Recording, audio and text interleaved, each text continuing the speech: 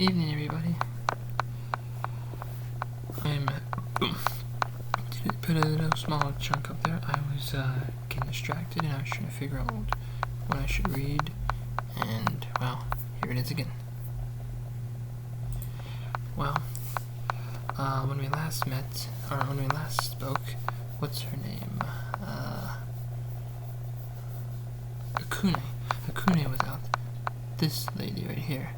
And they were in Quagmiro. That was the town, or the area of the 7th shard. Thing, yeah. And they had a plan. Their plan was being Tarzan, basically. So, without any mind link, because that fungus brain dude was able to read minds, they're thinking like, wait, what? He can read minds, yeah. So he was the one who's actually causing the mind link to shatter or to be blocked. So he had to do this all alone.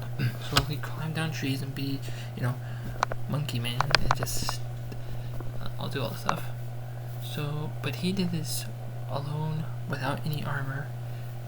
So he slowly climbed on, then he found a vine, and he was able to swing down on the vine, shout out spider mite or arachnomite or something, and grab the shard, and everyone else, they said that there were about 2,000 people who were all around, and he basically said, hi, bye, and he basically ran off, and these dragonflies, fire dragonflies actually, were the next things that were surrounding Aqune and that fungus brain dude. So he ran, and then here came Shadow and Igneous, and they all attacked, and then they got to the water, that little lake that they had to cross over. So they were running and swimming, and they didn't have much energy, not much energy left in their manacles. So they had to, well, just use it for defense and blocking shields. The fireflies were getting closer and closer and closer. But then Magma and Corona came out, and they're almost completely healed. But they were able to help defend and slow down the new enemy. They started reaching for the shore of the lake, and they actually ran into Prince Lumen. Prince Lumen came back because those other 3 spy bears left to warn them back to the Earth. And this was all their trick, because Phantom, the brain guy, he thought that this was happening and this was happening. Apparently they were tricking them, and he got annoyed. Anyway, so with all the spiders around, they were able to defeat all the fire dragonflies, knock them all down, and then he showed up with the crest. The shard. Shard 7. Even Princess Sparkle was there, because remember, she got the power of invisibility, and like, boo, surprise! That was fun. Anyway, so they all came back, and so they put Shard 7, and then her 7th arm started to raise from her chest, and she started speaking again. Sadly, Petra still is, well, petrified. Or should I say, in a coma cell. She still doesn't have enough power to protect everyone and to heal the little girl. And I thought, that's still dumb. I'd say 7 shards has a lot of power. But then again, I'm not the writer. Anyway, we have one more shard left, and we know where it's at. It's actually in Mantid is actually this guy.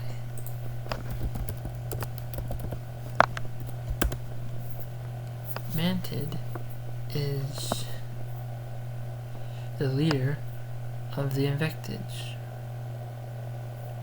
Ew. Anyway, so Mantid heard about this, or heard about what happened, and they got pissed off. He said, "You idiot," and destroyed the hologram. He said, "You're supposed to be intelligent. You're supposed to have mind control or telepathy. You have to be one of the most. You're supposed to be one of the most powerful telepaths in this inner world. You're an idiot and you failed."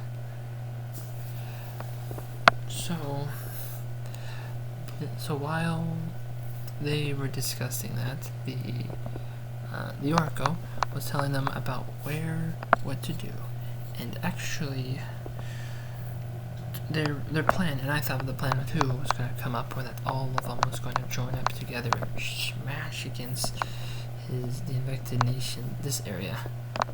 And I thought, hey, this is going to be cool for the 8th key, or shard. And then the Oracle was like saying, "Oh no, you're not going to do that." And I thought, ooh, yeah, this is what she looks like here. The books, yeah, she looks very similar. She's more like a statue, of course. But she said, "You're not doing that." And they were like, "What the fuck is that supposed to mean? We are not going to go together and attack and get the 8th?" Like, no, only one person will ever be able to grab the shard. And that one person is Hunter Steele.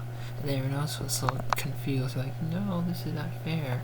He's young, he's new, he can't do this. Especially he can't do this all alone. He can't die like this." And they're like, "Don't worry, he's not gonna die in the infected nation." "No, but he could die outside the castle." Well, basically, her shard, since she's so powerful, she's saying everyone is going to go to the shores, and that's where the infected army is going to try to blah blah blah. Anyway, while that was happening, Dungo Beat came back, and actually, Mantid requested Aqune, the purple girl, or in this case, the lady with the stupid thing. I'm like, seriously? This? Seriously? I mean, I still think this is stupid. Out of all the stuff in the book, this looks good. I mean, it's kind of weird, but I mean, look at this. This is so dumb. I'm sorry, the book still scares me. Anyway, so she decided to join, and again, she's not actually on either side at first. She's on the, because you see, the infected actually were the original people who were part of the world, and they were the one who ruled the world. And then all of a sudden, many humans started coming from the outer world to the inner world. And I thought, and yet they're still being hassling Hunter for being a human, or an Earthling, which is so dumb because they're all Earthlings, or they're descended from Earthlings. Anyway, then once they came, what do humans do? Claim that everything belongs to them, like what they did here.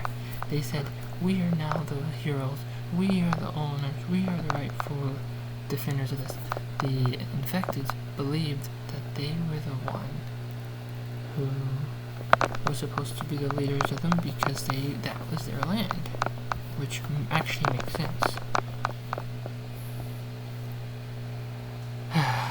Well, anyway, but Akune's thoughts are basically the strongest the strongest tell the story. Basically, the victors of battles are the ones who tell the stories of what happened, whether it's true or not. The victors of battle are the ones who get to rule the land, is basically what her opinion is. So, she will join Mantid. However, according to the anime, what helped Aqune Join Man did was this. You know, mind control. It's been a while since I saw the TV show, so I can't actually think about that. Well, anyway, now everyone is going out and doing their business. The lost group, you know, who is now leading by Corona, Igneous, everyone else, they're all going one direction. And then Hunter is going another way into the back to the mountains in the back of Mantid's castle. Now it's nighttime. Well, nighttime-ish, because in the anime, actually, I don't know if I can find that thing. Let's see what time it's sun. Oh, okay, time? Oh, well, in the anime, the time is like, you see the core, and then it's bright, and then it turns purplish, which means nighttime. In the book, it's 24/7 bright. But, anyway, they're taking a rest, and they're sleeping, and they're having a discussion about free will versus destiny. The question is, do you believe in destiny? I don't know. Sometimes it feels like that destiny is real, sometimes it feels like we do have free will. I like to say we have free will, but sometimes destiny does seem to pop up where all of a sudden things will happen at the right moment because it happens. Well, anyway, they're sleeping, and then all of a sudden something started to come out and jump out from the bushes. And that's the end of that for now. I will finish the recording of part of the last bunch of chapters, which would be like a part 2 for this, and then I'll probably upload them sometime soon. Well, get ready for the ending of book 2 and possibly the beginning of book 3. I'm not certain. Cheers, and hope you have a fun time.